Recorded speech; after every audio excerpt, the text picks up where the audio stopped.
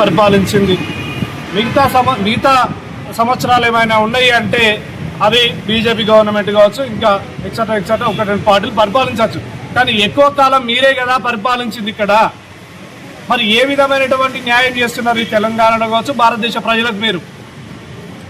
ఇక ముఖ్యంగా నేను తెలంగాణకు వచ్చినప్పుడు తెలంగాణ విషయంలో ఒకటి మాట్లాడదలుచుకున్నారు రేవంత్ రెడ్డి గారు.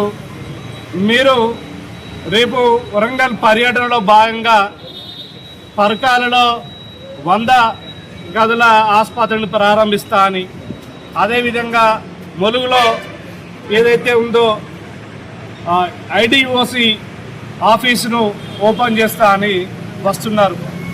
కొంచెమైనా సిగ్గుండాలే. నువ్వు ఏం చేసినావే అసలు? నీ పనంతా కేసీఆర్ ప్రభుత్వంలో శంకుస్థాపన చేసి బడ్జెట్ కేటాయించిన పనులన్నీ నువ్వు ఓపెన్ కత్తెర చేసుకుంటా వచ్చి నేను పని చేసినా అని నువ్వు డబ్బాలు కొట్టుకుంటూ తప్ప ఏమైనా చేసింది ఉన్నదా? ఎప్పుడు 2022 మార్చి 5వ తారీఖున అప్పుడున్నటువంటి హరీష్ రావు గారు, హెల్త్ మినిస్టర్ హరీష్ రావు గారు, చల్ల ధర్మారెడ్డి గారి సపోర్ట్తో, ఆయన యొక్క కృషితో పరకాలో వచ్చి శంకుస్థాపన చేసి దానికి 35 కోట్ల బడ్జెట్ కేటాయించిపోయిండు. దాంట్లో నీ పాత్ర ఏమైనా ఉన్నదానే? ఇక నువ్వు వాడు పోతే ఇంటిగ్రేటెడ్ డిస్ట్రిక్ట్ ఆఫీస్ కాంప్లెక్స్ ఏదైతే ఐడిఓసి అనే ఆఫీస్ ములుగు జిల్లాలో, అసలు ములుగుకు అందం వచ్చిందే కేసీఆర్ వల్ల కదా. అని ఒక జిల్లాలను ఏర్పాటు చేయడం వల్లనే కదా ములుగు ఏర్పడ్డది. అక్కడ అన్ని ఆఫీసులు కలిపి అరే ఒక ఇంటిగ్రేటెడ్ డిస్ట్రిక్ట్ ఆఫీస్ అన్నీ ఒకే దగ్గర ఉండాలని అప్పుడు అది 2023 జూన్ 7వ తారీఖున కేటీఆర్ గారు వచ్చి శంకుస్థాపన చేసిండు. దాని నీ పాత్ర ఏమైనా ఉన్నదా?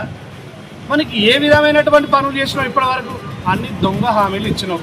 నువ్వు ఇచ్చిన 6 గ్యారంటీలు నెరవేర్చలే, నువ్వు ఇచ్చినటువంటి డబ్బా కొట్టినటువంటి హామీలు ఏది నెరవేర్చలే.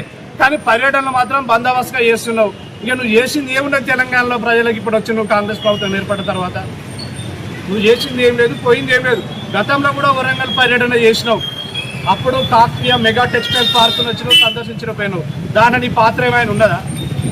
నువ్వు అన్ని డబ్బాలు కొట్టుకుంటూ పని చేసి నువ్వు ప్రజల కోసం ఏం చేస్తున్నావు చేయరాదే?